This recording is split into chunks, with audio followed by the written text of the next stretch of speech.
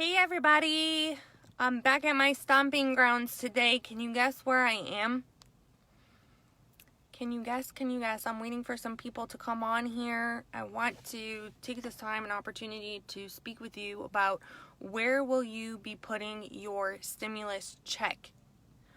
So we're going to be talking about that today. I'm over here at my old stomping grounds. I'd love for someone to guess where I might be.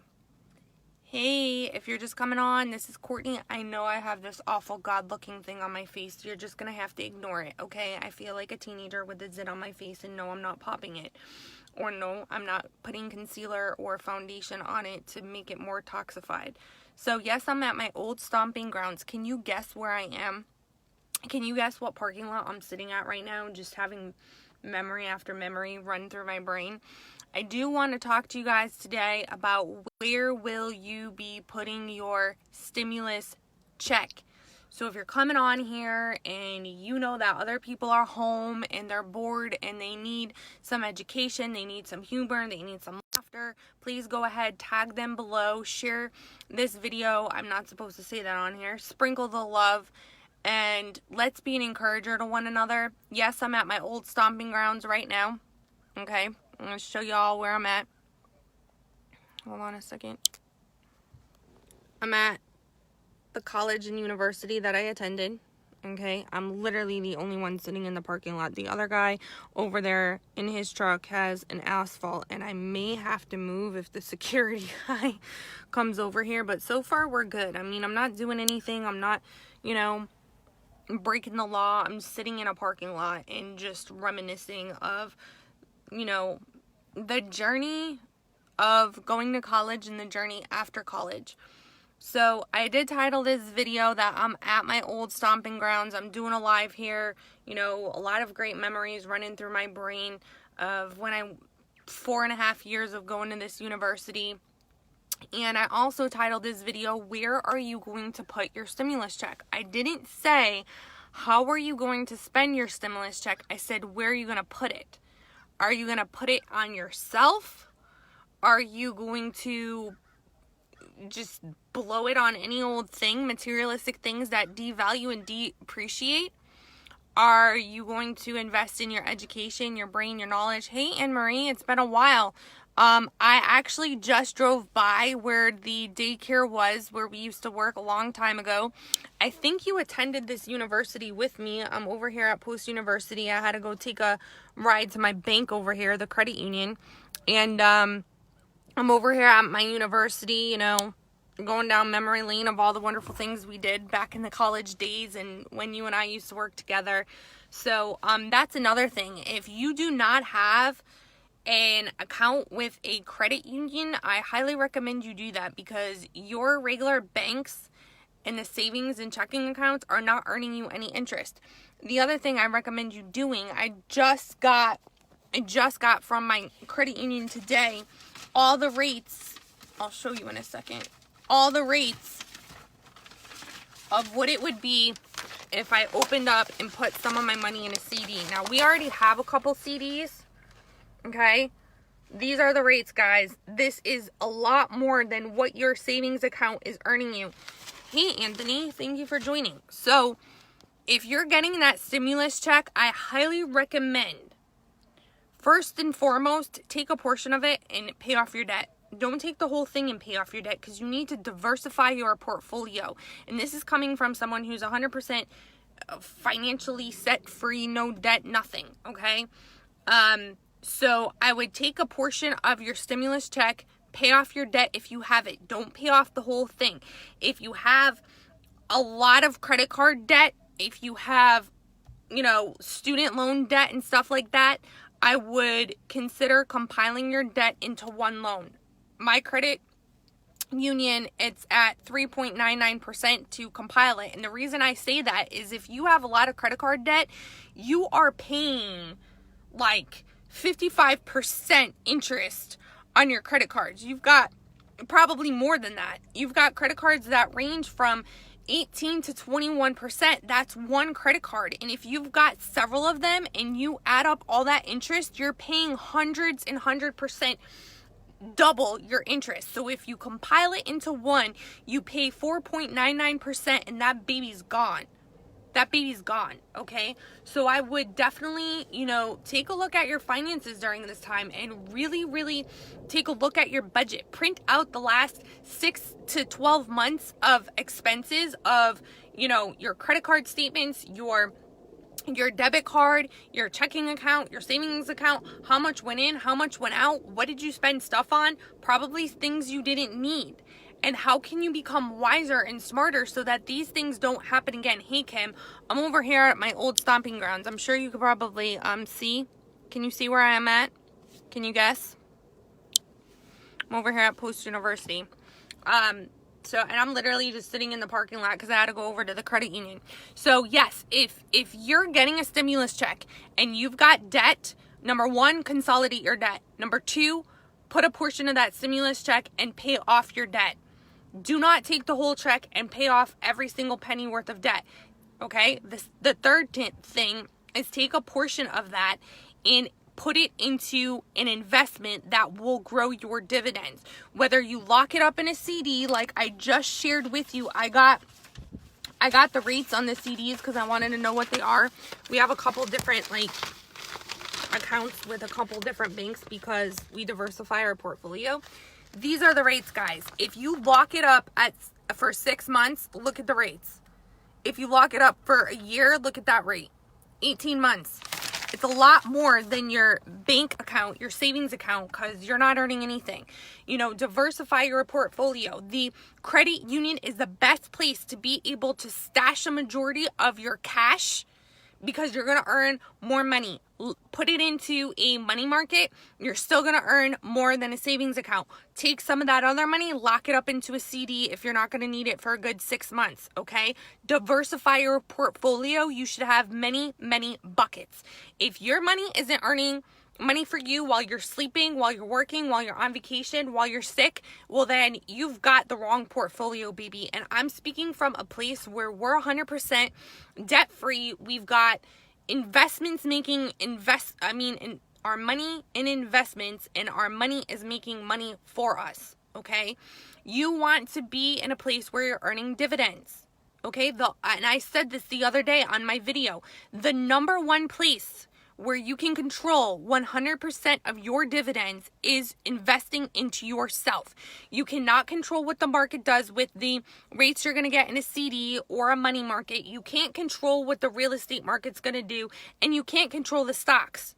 You can't. The only variable you can control in being able to get 100% dividends is when you invest in yourself. The last time I looked at any great successful person, whether it's Bill Gates, whether you like these people or not, they're successful and they have more money than any of us. So we have no right to judge them. We look at their track record of success.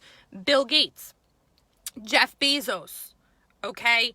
Elon Musk, okay?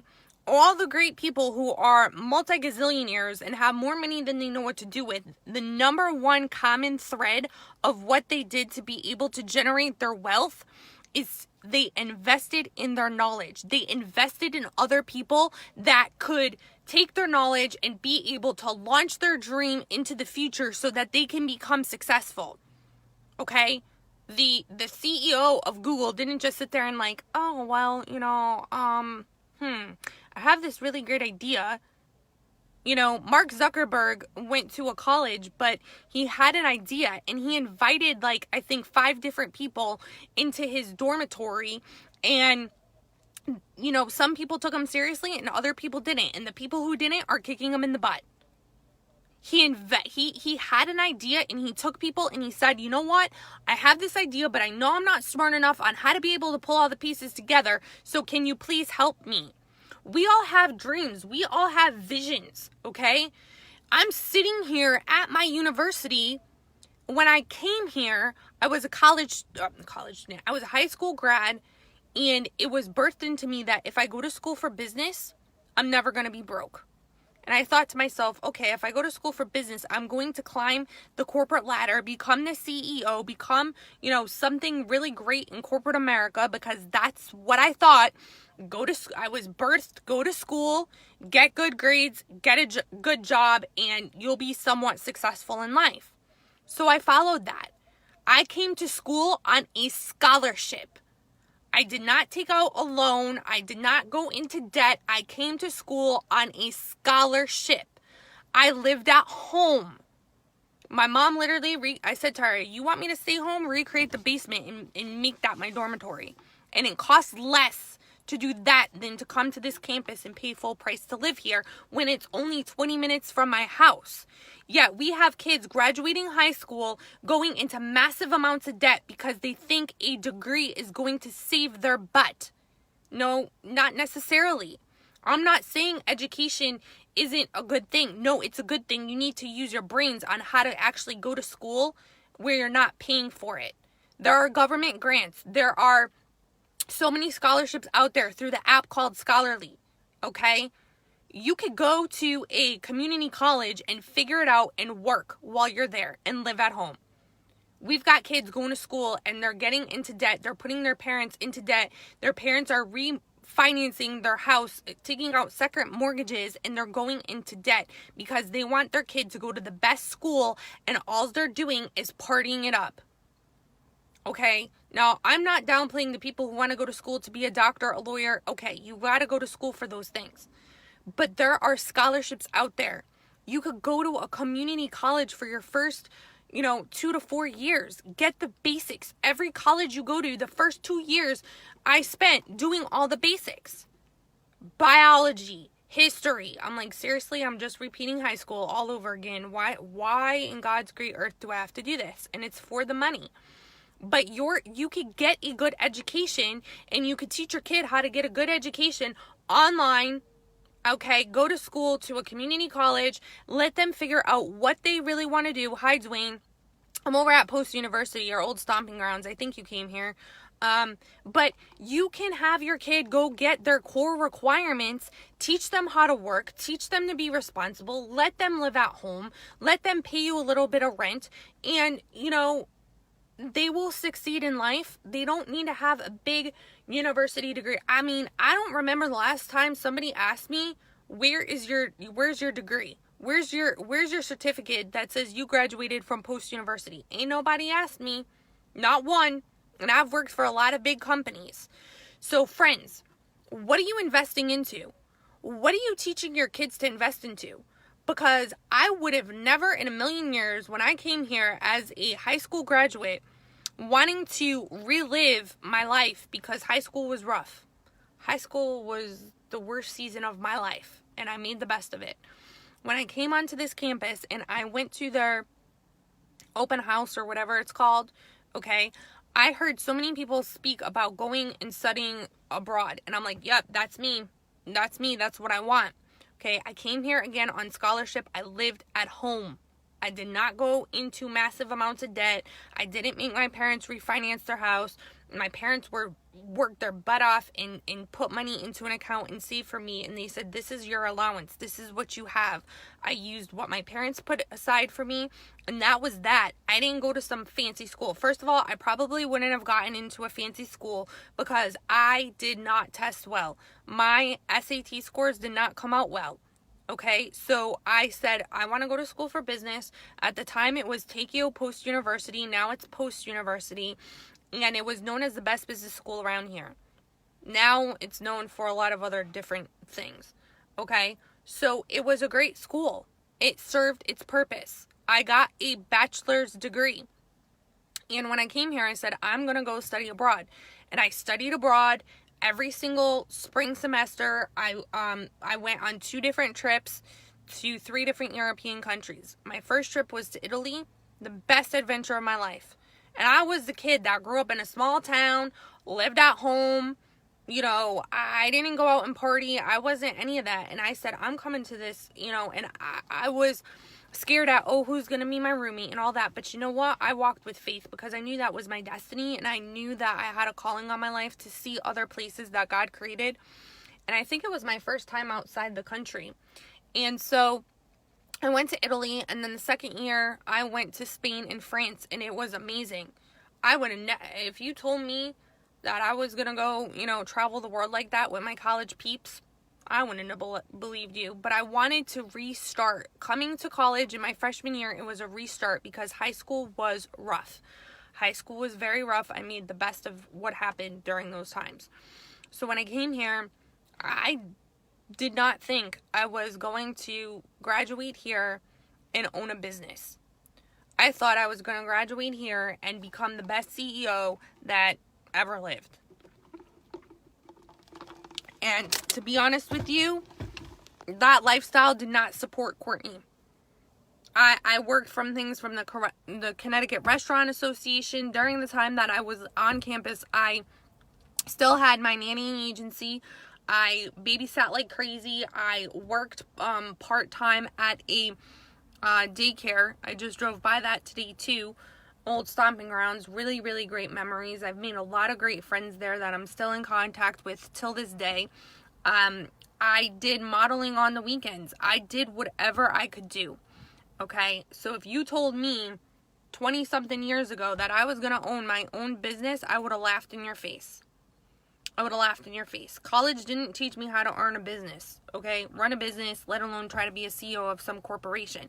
What college did is it kind of prepared me for the world outside of just being, a homebody and, having my parents support me. It taught me how to really put things into perspective for myself. That's what, it was a life learned lesson.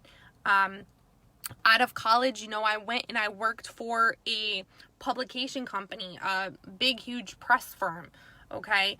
I worked for a lot of different agencies from industries, I should say, from, government agencies to working with, the finance industry and everything in between, okay? Working for brands like Paul Mitchell and working for major corporations like Citibank. Okay, so yeah, I worked for big companies and it was a life learning lesson. And then I woke up one day and said, God has something much bigger for my life. So I needed to be a CEO of my own company, not somebody else's dream, not somebody else's empire. I needed to lead my own legacy. So I'm celebrating 10 years in business this year. And again, I came to my old stomping grounds and said, I would have never in a million years, 15, 20 years ago, would have thought that I would have been in business, for myself. And I did at the age of 10 create a babysitting company that got developed into a nannying agency. And I had that business for a good 21, 22 years. And then after I gave that up, I still, I had that business while I was building marketing with Courtney. So why am I telling you all this? Because if I didn't invest in my education, if I didn't invest in my knowledge after leaving regular school, if I didn't go out and hire somebody that was smarter than me, that was in the position I wanted to be in, that had the desire of my heart of where I wanted to go in life, I wouldn't have succeeded in business, friends, because I didn't learn those business things at school. I didn't learn how to create a 7-figure business online by going to a university. None of my professors had a business. None of my professors made 6 figures earning a business. I learned the basics. I didn't learn how to create a website, graphic design. I didn't learn how to, actually take a product, create a product, sell a product.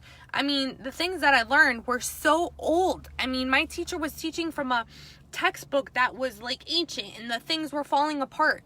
The pages were falling apart. So after I left my regular university, I had to invest in myself. I went on to become somebody look for I guess what I want to say is apprenticeship. So I went after companies and I saw this big marketing and press firm company. I have to make sure that security is not coming after me, because that's going to be quite interesting. We'll see what happens here. I'm just sitting here, y'all. If they literally kick me off of here, I'm going to be like, do you have anything better to do? You must be really freaking bored with this whole thing going on. I'm sitting in my car doing a video of a testimony of what this campus ended up producing after I left. I think I'm pretty good. Okay. So I invested into my knowledge. I did partnerships with, marketing firms, and I built my network like crazy. Even if it was me sitting in front of someone, of a CEO of a company, and me going in and interviewing them and asking them questions, and maybe it was a 90 minute conversation, or maybe I was allowed to be able to go in and observe for a week. There are so many companies. There is one marketing company that has been around since the day I stepped foot on this campus. They're in a really small town, and they have soared through every kind of recession, every kind of upturn, downturn, around turn that the economy has had.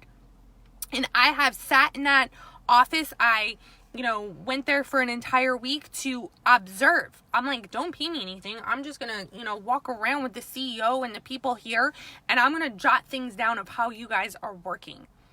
And I did not realize that at the time, I was literally taking seeds and planting them into my knowledge, so I knew how I could spring forward and create my own business. So what I'm saying to you guys today is, you're all getting a stimulus check. You can utilize that any which way you want, but if you're not investing into yourself and your education, which is the only place you have control of 100% of your dividends, then I'm sorry, you have no right to come to me and complain because your business isn't succeeding, because you're not succeeding in your finances, because you're drowning in debt, because you have kids that you cannot figure out how to, control their attitudes and control how they're choosing to live their life. You've got to spend more time investing into your knowledge and education so you can become all that God has wanted you to be. Now, that may mean you hop on a webinar. That may mean you listen to more podcasts right now than you know what to do with, and you turn off the dang TV and the media. You put down social media for a little bit of time, unless you're investing into following someone who has what you want. You get on all their free content. You get on their podcasts, you get on their webinars. Maybe they have a group coaching that you can get into. You get into their private Facebook groups and you start learning. Start small. I'm not saying go drop $5,000. I'm saying start small. But if you're not physically paying someone or calling someone and saying, I want to be your apprentice, I want to follow you around for the next couple of weeks, for the next year, teach me. I don't want to get paid a salary. Teach me. And, I've taken people in. I've allowed people to become my administrative assistant. You want to learn what I've learned? That's fine. You will become my administrative assistant. You will do everything that I need done in my back office. And I'm not paying you a salary.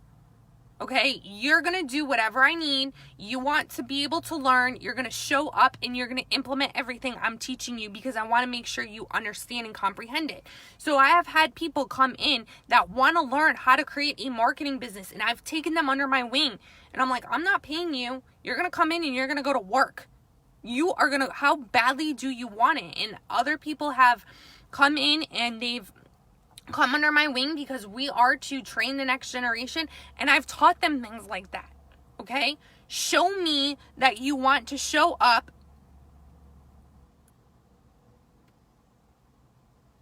No, I'm not saying go broke. I'm not saying go broke. I'm not saying go into further debt. What I'm saying is, you either are going to take your time and you're going to invest in learning with yourself. You're going to take the time of knowing how to go after major corporations or entrepreneurs and small business owners and build JV partnerships so that you become their apprentice. You work for zero pay.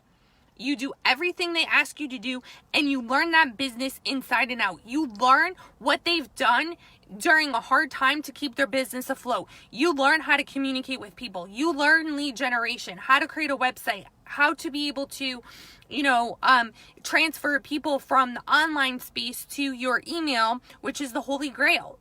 How do you create a list outside of social media, outside of the leads your company's giving you? So I've had people come in and I'm like, I'm going to show you stuff. But once I show it to you, you're going to implement it and you're going to work your butt off in my business. And no, you're not getting paid because I'm giving you everything I've got and everything I did in order to get to where I am. I've invested tens of thousands of dollars into myself, into my education. So, you want to come in as an apprentice, fine, but you're going to work your butt off. And I have them sign a contract and, there's a lot of legalities around that. But if people did not allow me the opportunity to come in and be an apprentice in their office and be able to study under them, I wouldn't be where I'm at. I would not be where I'm at. But then there comes a time and point where you cannot just expect everything for free. You cannot be looking for a handout. Okay, so when people come here and they want an apprentice, you're going through an intense interview with me. You're going through 2 weeks of training to see whether or not I can trust you with my clients and my business. And you are going to go to freaking work. Because I did not create an empire by being lazy and folding my hands and saying, oh, success is just going to land on my lap. My clients are just going to land on my lap and my business is going to have a whole bunch of zeros at the end. No. When I had left working for Citibank, I invested $10,000 into my brain. $10,000 that school or any university never taught me. I hopped on a plane. I went to Texas for 2 months in a row and I learned from a business trainer. I learned. And here's what kills me.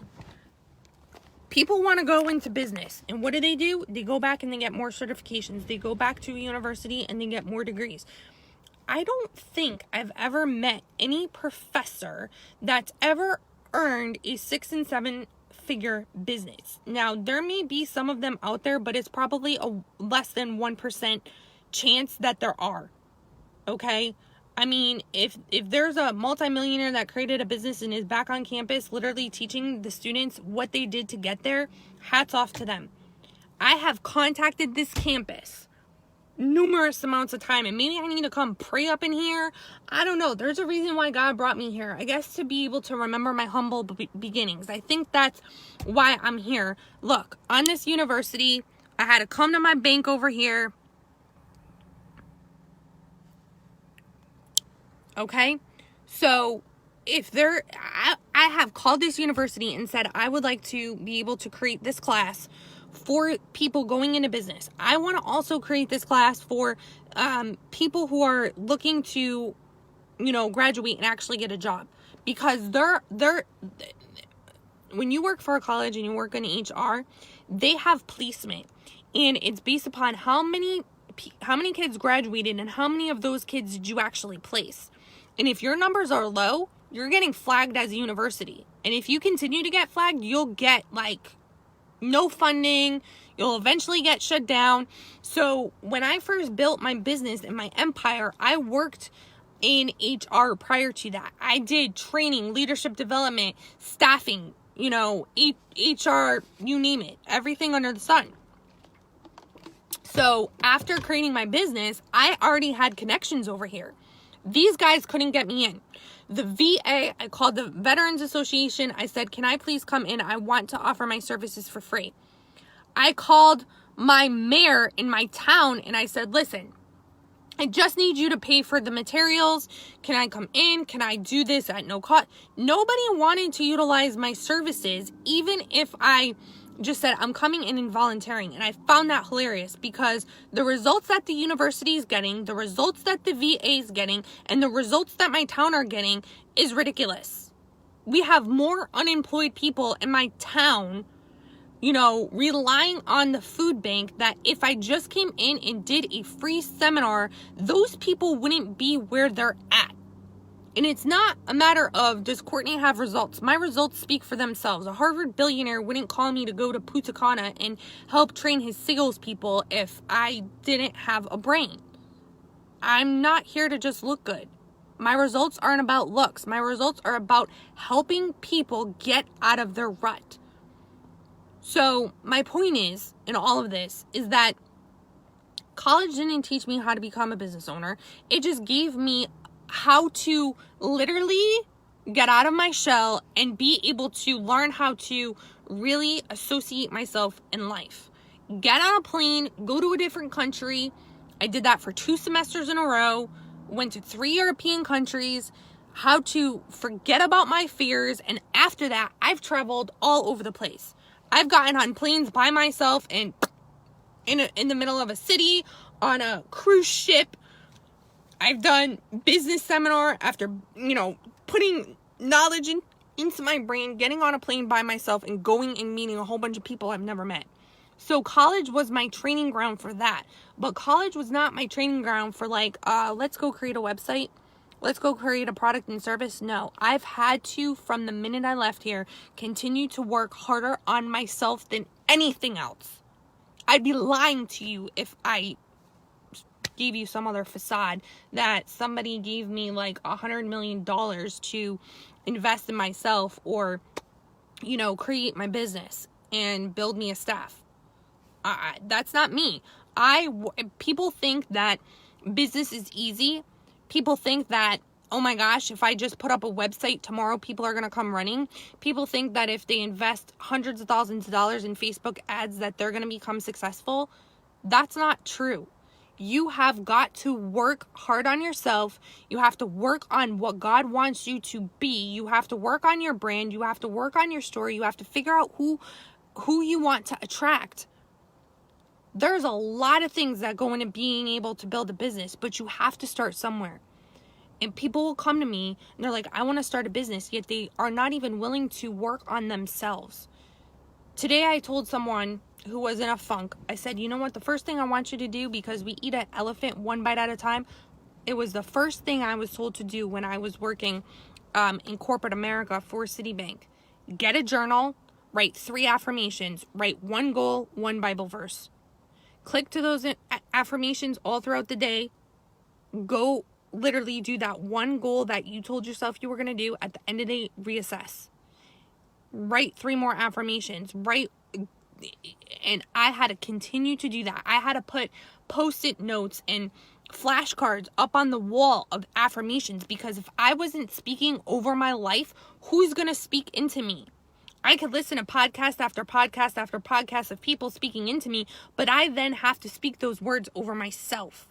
Because the words that I continue to speak over myself, your tongue is a 2-edged sword. And words are seeds. So you listen to it, you comprehend it, you grasp it, you write it out, you speak it over yourself, and then you activate it. And I had to do that. And sometimes it's those little things that you give somebody to do. But when they're not willing to do those little things and work on themselves, you can never make it to 6 figures, baby. Let alone $50,000 in business by yourself.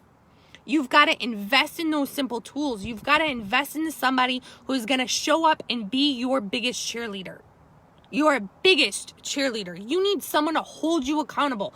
The athletes, the professional athletes, if you don't think Tiger Woods didn't have a coach, if you didn't think A-Rod didn't have a coach, Alex Rodriguez, if you didn't think Derek Jeter didn't have a coach, or, LeBron James, if you didn't think they didn't have a coach, and most of them don't even have a coach that specializes in the sport.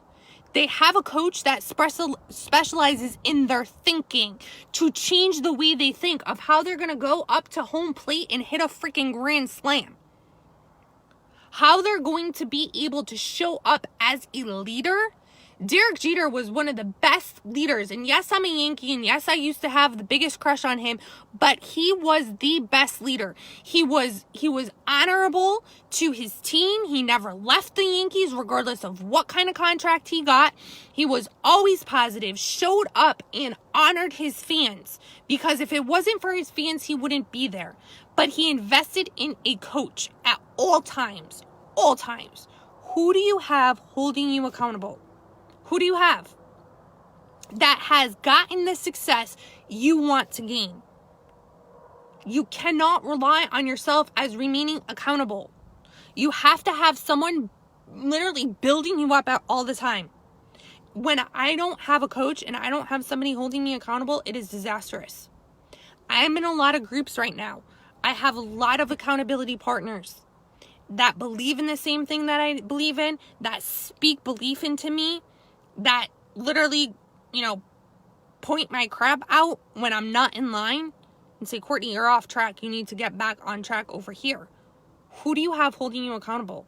Where are you going to put that stimulus check? Into yourself, into your knowledge, into your education, becoming better, becoming like the person you admire, or are you just going to go blow it on a bunch of crap you don't need? That's going to depreciate over time and going to put yourself more into debt.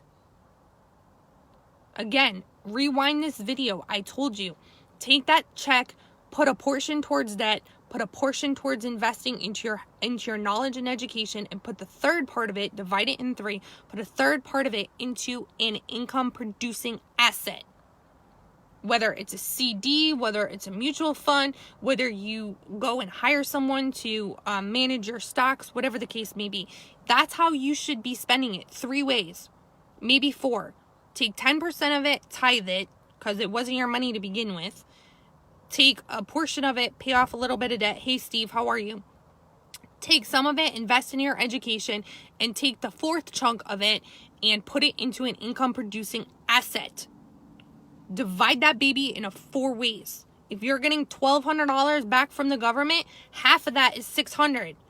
Divide it into 4 quarters, it's $300. $300 goes towards debt. $300 goes towards investing in yourself. $300, maybe you want to tithe $300. I don't know. Tithe whatever God puts on your heart, but tithe something because it wasn't yours to begin with, and then put the rest of it into an income producing asset. That is the brilliantest thing that you could do with this stimulus check. Do not go blow it on dumb crap you don't need. And when you invest in yourself and you learn how to increase your income, how to create a safety net, build a side hustle, and do not rely on man, you will create a bulletproof business. You will now bulletproof your income, because regardless of what happens in the economy, your business will remain solid if you have the right kind of tools and strategies and implementation process. Without that, people are like, what am I going to do? My online business is going to suffer if the internet blows up. Well, I know that I have a contact list. I know I have a mailing address, and I know that I have a phone where I can literally call people or send them a handwritten letter and go back to what we did in the old school days. If you've been following Frank Kern, if you've been following some of the old timers, there's a book that I read and I don't remember the name of it. I have it somewhere on my bookshelf, where they used to write sales copy that looked like a handwritten note, and it got sent to, whether it's a university, a big company, their biggest clients. And because it was handwritten sales copy and it looked like it came in a handwritten letter, they got actually more conversions than anything else. So if you think that the internet's going to blow up and your business is going to blow up, guess what's going to happen? You already spoke those words and seeds into existence. I'll just go back to doing old school stuff, mailing things out. Make sure you get people's mailing addresses right now and don't rely on email, because if it does blow up, well, then you're screwed. But you can still rely on the U.S. Postal Service, and if you have to hand deliver a note to someone within a local area, then that's what you're going to do. You're going to go back and you're going to network. When I first started off with Citibank, you know what I did? I didn't rely on the internet. I didn't even really know what social media was at the time, because it wasn't very popular and sexy like it is today. I went into corporations. I would go down a whole entire interstate, okay? And I would go to one business at a time. And I would develop a relationship with the CEOs. I would go in the people at Home Depot knew me and built relationships with me, because I would go in there and I would act like I was buying something. I would build a rapport. I would talk to the employees. They'd say, hey, you know what? I'm currently in the process of doing a home remodel, and here are the things that I need. Can you please help me out with that? And I'd say to them, how long have you been working here? Your skills are so great. You have amazing customer service. And I built my business by going in and building relationships. I still do that today. If all these restaurants were open where I could go in and sit down, I would build relationships. That's how I've built most of mine. When I was in Citibank and I had to study for my tests, all my financial tests, it took me 10 months to get my life insurance license. I would go to either Panera or the coffee shop, Starbucks, whatever, the library, okay? And I would study and I would start to build relationships with people there. Some of you need to take your physical office and go make it a Starbucks or a Panera and start networking with people. Stop being in a little bubble. Stop just working from home, okay? I'm literally spitting bullets right now. So I would go into these places like Home Depot and I'd say, hey, well, I'm doing a remodeling project. Our office is just, building another branch. We're looking to remodel that and I need blank, blank, and blank. What did you just start doing this morning, Elise? So I'd say I need blank, blank, and blank. We're a new office opening up over here. And I'd say, can you let me know what you have available? And then I'd start to see what their skill set was. How were they going to direct that conversation? And so they'd show me the whole store and tell me what I need. And I'd be like, how long have you been working here? What do you like about working here? What don't you like? Who's the CEO of this place? Or who's the, manager or whatever? Okay. And we'd get into a conversation. And I'm like, dude, you really did an amazing job serving me here today and letting me know the certain things that I'm going to need for this particular project and us being able to get this branch open a lot faster. Have you ever considered doing anything else outside of here? What are your long-term goals? And we go into a conversation and I'd say, you know what? You did such a good job today. I'd really love the opportunity to sit down with your manager and let them know that if there's anyone that they need to promote in this company, it's definitely you. How can I get in contact with your manager? That now positions me to go to the manager and edify the employee. And now I have an in and I say, hey, you know what? I'd love to come back and show you, Mr. Manager, what we are currently doing in the community.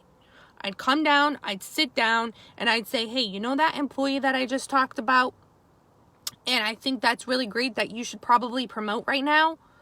I'd like to know how he's protected. God forbid he goes home and he dies. What kind of coverage does he have? And how would you feel if he didn't have proper coverage? And I would close case after case, case after case by doing that.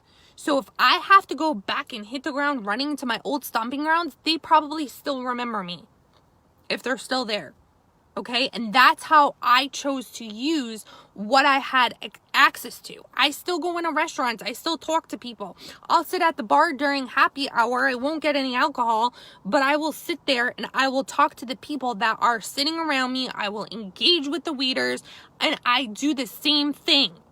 And that's how I get into corporations. That's how I get to be able to figure out, hey, waitress, waiter, do you have any other big ideas and dreams outside of these four walls?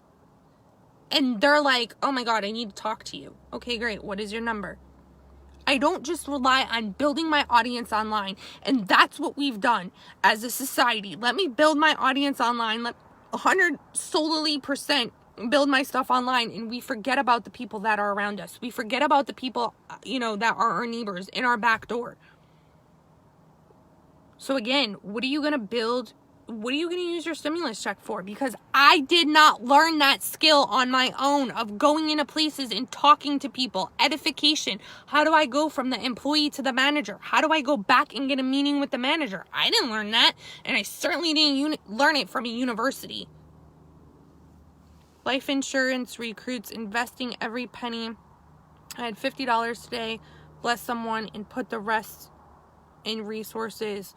Work with new recruits in do you work for a life insurance company? Do you work for a financial, Elise? Do you work for a what do you do? It's important to put life insurance on your butt, I'll tell you that, but you better be real careful who you work with. You better be real. I worked in that industry. I studied the policies for 10 months. I got insured, and I don't believe most of them. 95% of them I can't stand, to be honest, because they rip you off. They're only in it for the money. They don't protect you. They overprotect you, or they underinsure you, and you are in a really bad policy where the majority of your money is going to a savings vehicle you will never see. Never C. I only believe in cash value and cash value that converts to another cash value policy, and never any or term policies. Sorry, I only believe in term policies. I do not believe in cash value. I believe in a term policy that converts to a term policy. You invest the difference in an income producing activity. You never put a savings account on top of a life insurance policy, and that's what every single cash value policy does. Anyway, that's my rant on that. Hey Juliana, how are you, honey? How you doing? How's your LinkedIn profile coming? Juliana joined me in a private group on a webinar. Love it! Elise gets who I am. That's who I work for. They were under Citibank. I don't know if they're still under Citibank anymore. I just pulled some funds from them because we're buying my grandmother's house. So I took what I learned. And let me tell you something, y'all. For 3 years, I sat under Citibank's umbrella, which was part of Primerica. I don't give a rip what you think about the company. Okay, because I know what it did for me. It allowed me to become financially independent. It allowed me to put my money in income producing activities. It allowed me to remain debt free. I've never ever been in debt. I've paid for everything in cash. Okay, we're now looking at other income producing activities like real estate. Okay, Primerica taught me what was the right way to be able to protect my ass versus getting ripped off. That's good. Who are you under? What branch? What state and what branch? Who's your biggest upline?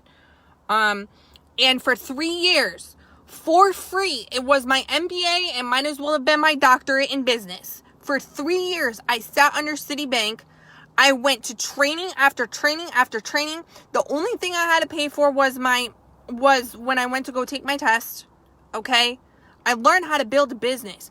I learned how to recruit. I learned how to have communication skills. They don't teach that in college. So if you want to learn how to protect your assets, protect your butt, make sure you have the right coverage, learn some communication skills, then I suggest just go sit under them for a year.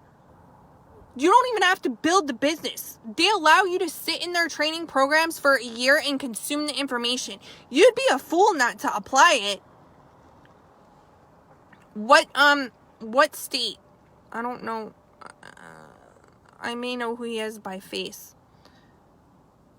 I went to trainings all the time. I went to training after training. That's what I mean by literally clicking to somebody. As a matter of fact, the RVP, Regional Vice President, Maryland, okay, the RVP that I was under, who I literally would walk around the whole dang office and I would literally listen to every conversation she had.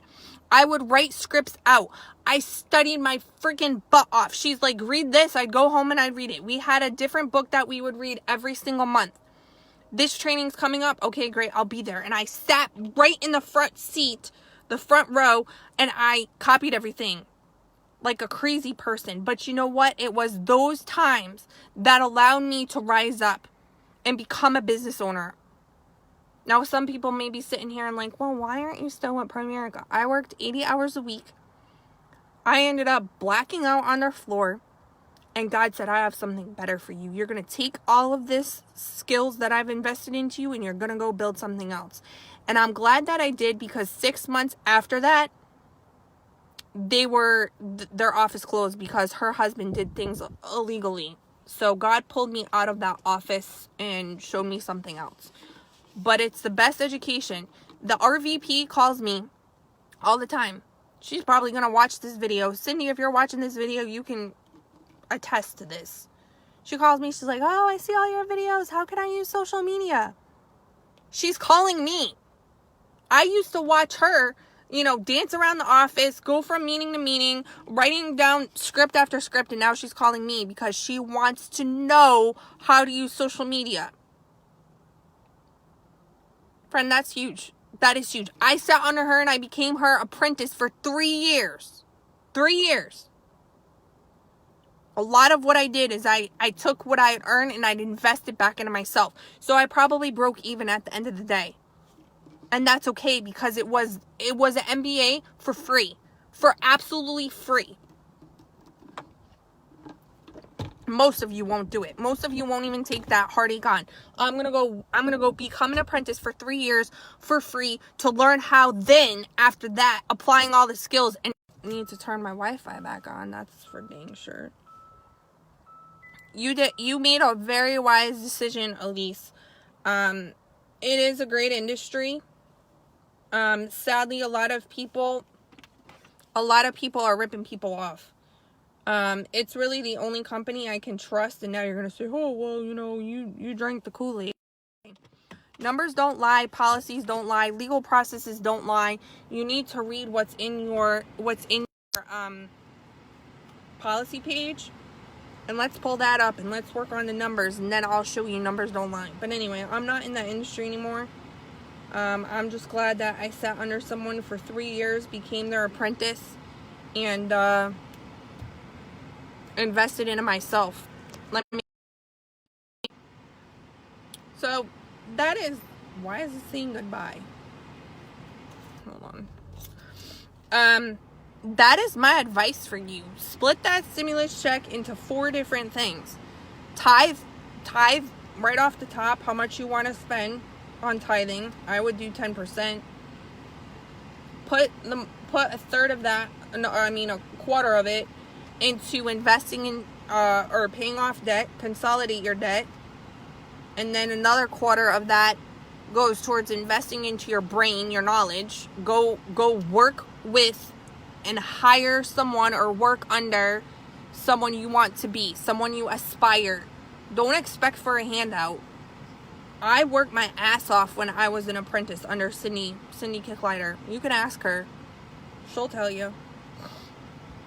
And then put another portion of that, the last quarter. Hey, Sergio, love you. We're doing as best as we can. You know what I mean? Now's a really great time where Will's playing the drums like crazy. We're gonna be buying my grandmother's house, so he's moved all the drums over to my grandmother's. Made himself a little studio over there, so I don't get a headache. And he's banging the crap out of them. So that's what we got going on over here. We can still go outside. We can still go for walks. I'm in my car. I'm at my university. I came back to my old stomping grounds over here just to reminisce, just to share my story with you guys. Yeah, I had really hard, humble beginnings, but I learned to pull my bootstraps up, and I learned that if I wanted to become something great, I needed to study under somebody else. I either needed to go in there and be like, don't pay me a dime. I'm going to learn everything you know. I'm going to follow you around like a puppy dog. Write every word down that you say. Record everything you do. Because the reality is that when I was sitting under there and I said, oh, well, I have an opinion. I have a suggestion. And they looked at me and they're like, how much money do I make a month? And how much money do you make a month? If I listen to all of your ideas and you're just getting started, I'm not looking to go there. Sit down and learn. And that was a humbling decision. And some of you are going to be like, oh, well, they're not open to ideas. No, they are. They're just not open to my ideas because I have not yet become a success. And that's most of you. Most of you guys just have a whole bunch of ideas. A whole bunch of suggestions you want to give people. And you just have to humble yourself, because God's word says as long as you humble yourself under his mighty arm, he will exalt you in due time. I don't know everything. I'm still a learning process. I'm a work in progress. I'm still reaching out to people who know a lot more than I do. And I'm like, can you please teach me? Or I'll just tell them, here you go. How much is that going to cost? Go figure it out, because I don't even want to know where to begin. Sometimes you have to hire a professional and put it in their hands and say, I trust you. Your results speak for themselves. Here you go. I've been on here an hour talking to you guys, but I wanted to speak from my heart. Yeah, you could go to a university. It's not going to save you. It may add to your arsenal. It is not your safety net.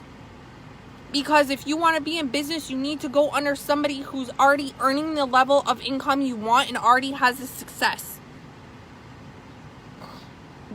Do I go back and regret what I've done? No. Would I have, wished I took the money my parents set aside for me to go to college and maybe invest into business training or real estate. Maybe. But it's an experience. I made so many great, wonderful friends. I learned how to be able to get out of my shell, get out of my comfort zone. And there isn't a price you could pay for that. Oh, you're welcome. So that is my story. I'm sticking to it. If you guys want to connect at a deeper level, if you're like, oh my gosh, I'm stuck, can you please give me a one thing to focus on? Like I said, go get a journal, write down one Bible verse, 3 affirmations, one goal, and stick to that because every single day. Because an elephant is eaten one bite at a time. If you go sit under someone and become their apprentice and they're like, well, I want you to create a website and I want you to do this, and they're not focusing on your personal growth, run. You cannot become successful if you don't change this first. You cannot learn how to create a website. You cannot learn how to create an email list, a social media campaign, unless you focus in on here. Because when business fails and you don't get the success that you want for the day, who's going to pull you up? Hopefully your accountability partner, but you've got to know how to do it internally. You can't go and rely on the whole rest of the world to continue to give you a handout. You need someone to give you a hand up in a harshful way that's going to speak the truth and life into you, that's going to set your world on fire, where you're going to hear some really painful things, and you're going to be like, oh, well, I'm glad that I have somebody to at least tell me the truth. I'm not here to blow fluff, guys. Business is hard. It is not for the weak-minded. It is for those that want to be able to rise and aspire to being something better than where they currently are at. They want to leave a legacy behind. When I look at Michael Jordan, when I look at, people that are out there that are trying to be able to create a legacy, they've hired someone to learn how to be able to become something better. They were attracted to something someone had. Michael Jordan was told by his basketball coach, by his college coach, that he was never going to aspire to anything else. He would never make it to the NBA. Yet he pushed through because he probably had some positivity coach and another accountability partner holding him up to learn how to negate from the negativity. I was doing modeling for 15 years, from the time I was in middle school to all the way through college. More like high school all the way through college. I had a local agency sign me. I did runway. I was a model for Rimmel. I would put makeup on people's faces. I got paid top dollar back in the day. I was an extra, but I had to go to my father invested in me. And I went to modeling school to learn this stuff, to learn how to do makeup, to learn how to do runway, to learn how to be able to do improv. I never thought that in a million years, improv was going to become handy today in my business. I'm so glad my parents invested in me and my knowledge to know how to be able to walk with poise, to speak with poise, to know what to say when you don't know what to say it. That's improv. To know how to be able to walk into a room with confidence and know how to do an audition. And there were times when I would get busted. I remember going on a photo shoot in New York City on the top of a skyscraper, and the lady's like, you're too skinny. Well, what do you want me to do? Are you saying I look anorexic or, bulimia? But she was, it was so cutthroat. Well, you didn't really say that right, or you don't have the right look that we're looking for. And it was, it was rejection after rejection. But if I didn't have people holding me accountable, if I didn't have people speaking into me, whether it was my parents, family members, loved ones, friends, a coach, then I wouldn't know how to rise above the noise. I wouldn't know how to rise above the noise. Who do you have holding you accountable to make sure that tomorrow you're one step closer to your dream? that you're one step to becoming someone's miracle to their biggest nightmare. I keep saying that. God gave me those words. Please write it down as, Courtney's quote. And I'm not trying to get all the credit. I'm giving God the credit. But God said to me, you are one step closer to becoming someone's miracle to their biggest nightmare. And the minute you quit, their life is dying. They're dying inside. Their hopes and dreams are dying inside. They're going to bed at night crying. Their depression is going crazy. Their anxiety is going crazy. Their marriage is going crazy. They're thinking of suicidal thoughts. So you have a purpose in this life to rise up and become something better, whatever that may be. And you need someone to give you that push and hold you accountable, because you have a miracle birthed inside of you to become an answer to someone's nightmare. That is my message for today. It started off with where I was, my Almirada, my going back down memory lane, to how I've invested into myself, and what are you going to do with this stimulus check? How are you going to position yourself so that at the end of 2020, we may be going through hell right now, and you could look at it that way. For some of you, it's really bad.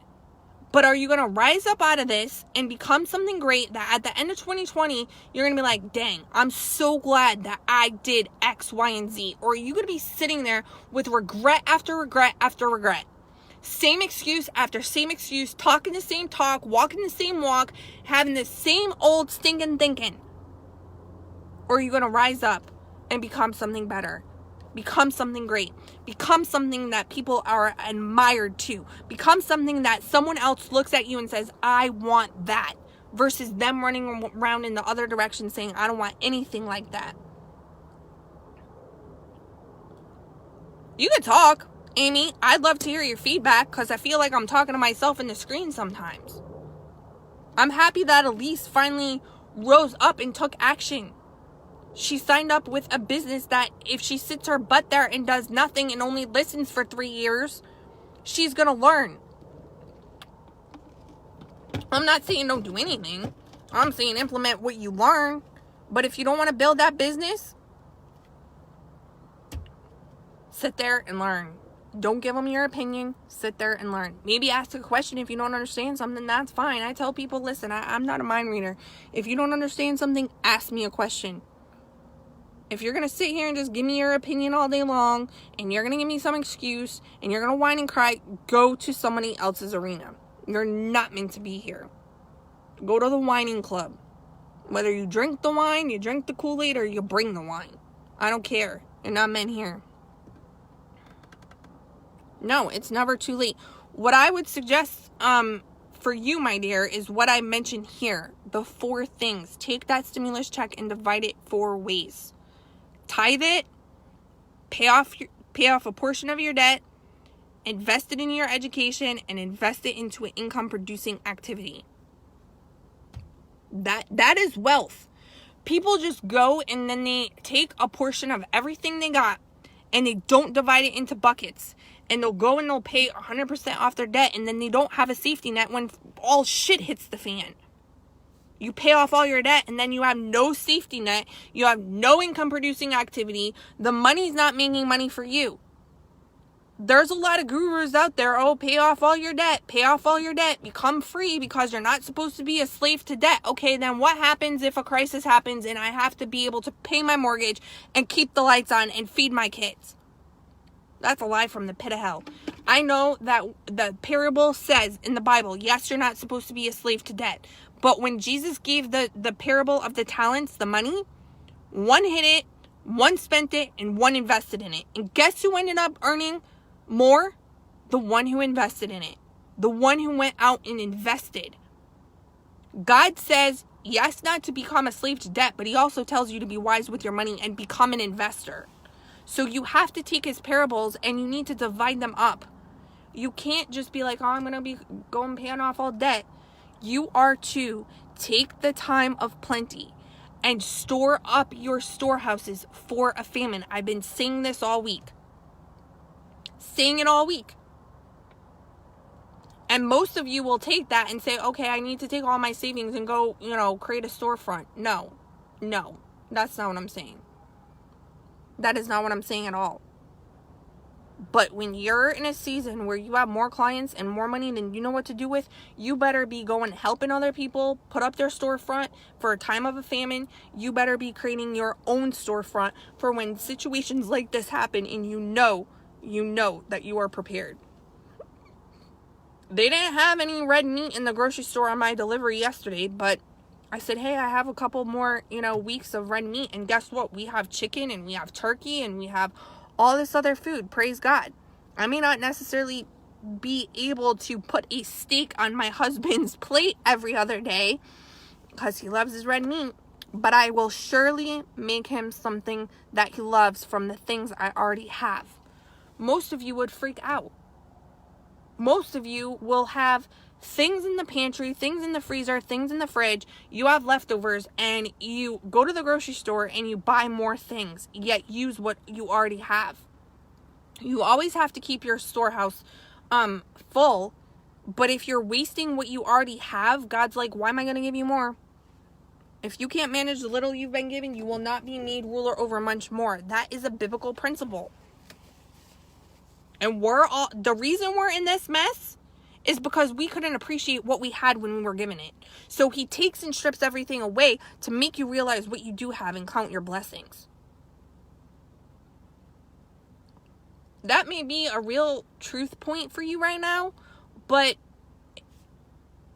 take it and say, you know what? That is so true. It is a wake-up call to get my shit in order. To get my butt in order, to start appreciating certain things, to take a look at my finances, to take a look at where I am personally with myself, with my relationship with Christ, with my relationship with my family, my husband, my spouse, whatever.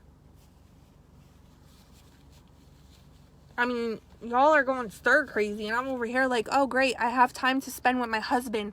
I'm putting our garden together. I'm preparing to buy my grandmother's house. This is a season of preparation. And you've been given more time than you know what to do with, and you're just wasting it. You're just wasting it sitting there crying and complaining. Oh my God, what am I going to do with these kids? I have to do homeschooling. I don't have children. Well, I have a stepdaughter. She's graduating this year. I'm like, look, I don't know how to do any of that algebra. Go on to YouTube. She's wicked bright. I thank God for that. She's a junior. She takes after her dad. She just turned 17 today. Today's her birthday, April Fool's. And she's going to be graduating as a junior a year early. And she took college classes. And guess what, friends? She is not taking out a loan from mom and dad. I told her, if you want to go to school, you're going to go to school to a community college for a couple of years. Figure out what you want to do. And you're going to apply for a lot of scholarships. And you're going to go get a job. I'm relying on mommy, daddy as a loan. Yes, we have money set aside for her. She's not getting it until she graduates. So if she does take out a loan, she could go use the money we have set aside and pay off those loans. But we're teaching her how to value a dollar, the way you could get an education without going into massive amounts of debt or taking out loans. And if you want to go take out a loan, that's fine. But you're not getting the money until after you've proven you've gone through school, you could do what we've asked you to do the right way. If you take out a small loan, let's say she goes to a community college. Let's say it's $3,000 a year. Go work. Put a portion of your earnings to your school. Go get a scholarship. If you end up taking out, like $10,000 worth of loans, okay, you've played it safe. That's fine. But you don't need to take out $100,000 worth of loan because you want to go to a big fancy school. And in the beginning, that's what she thought. When I first was introduced into her life and vice versa, I taught that girl, you're going to learn how to shop at every single consignment store. You're going to learn the value of a dollar. You're going to grow. You're going to go through growth spurts. And if you think I'm going to Justice every time that you go through a growth spurt, or your fancy store where it costs me $50 for one outfit and then in 2 weeks you need another outfit, not happening. And she's 17 years old and she loves going and hunting for different things through all the thrift stores. Why? She wasn't taught that. And I had to be an example. I'm not going to sit here and, say bad things about her mom. I may not necessarily like her, but what can I do to make things better? What can I do to be able to provide an education and an experience for her?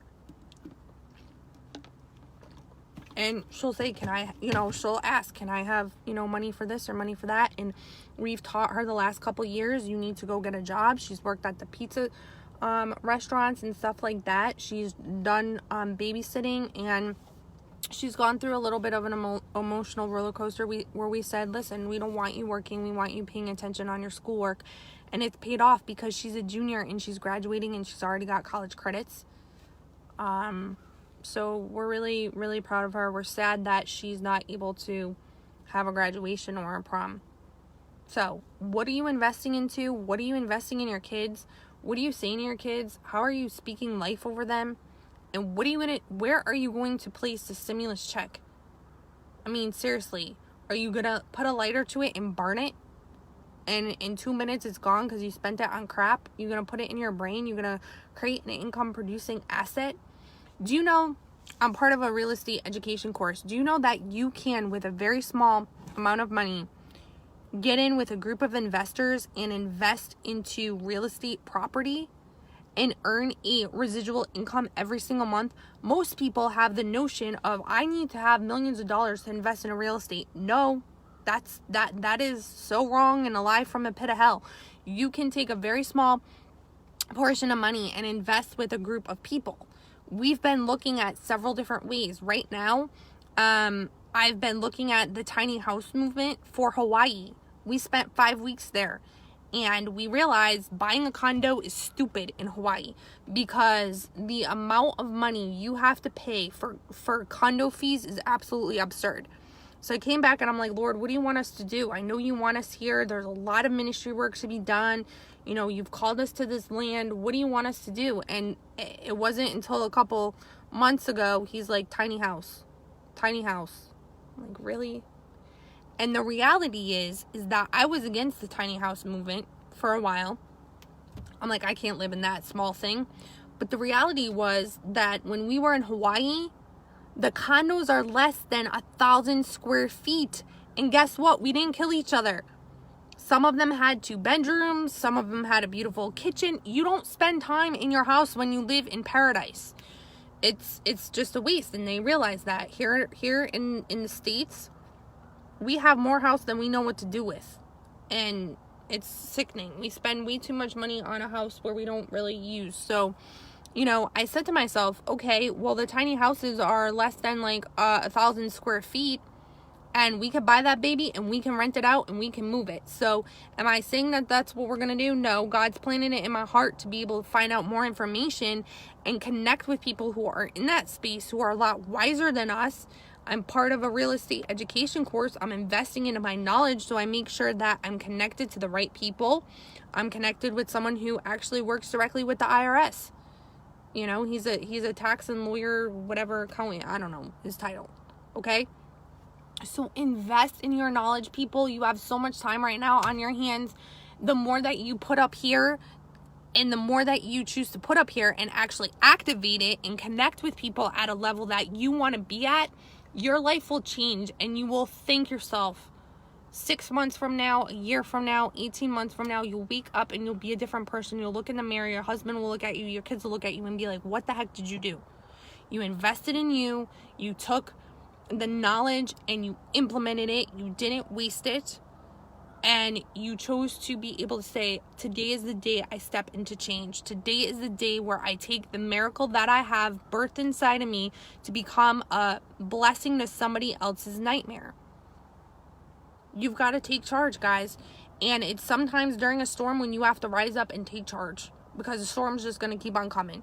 The storm's going to keep on coming. God's going to keep on testing your faith until you realize you need to wake up and do what he's called you to do.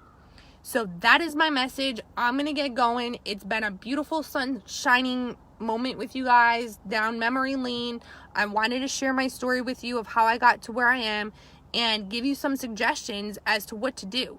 Because I've got stimulus checks. As a matter of fact, when I invested that $10,000 into myself and my knowledge and went to Texas for 2 years, is because I got a huge chunk of money back from the government because the person who did my taxes 3 years prior screwed them up so bad that when I went to a new person, they got money back from the government. And I took that check and I invested it into my knowledge, $10,000. And a lot of you's like, oh, that's a lot of money. Really? What did you spend on your college education? 50 grand that you're still paying off, and you still haven't figured out how to earn 6 figures working in corporate America or for yourself? Don't be judging, people. Don't be judging. I love you all. Stay safe. God bless, and have a great day.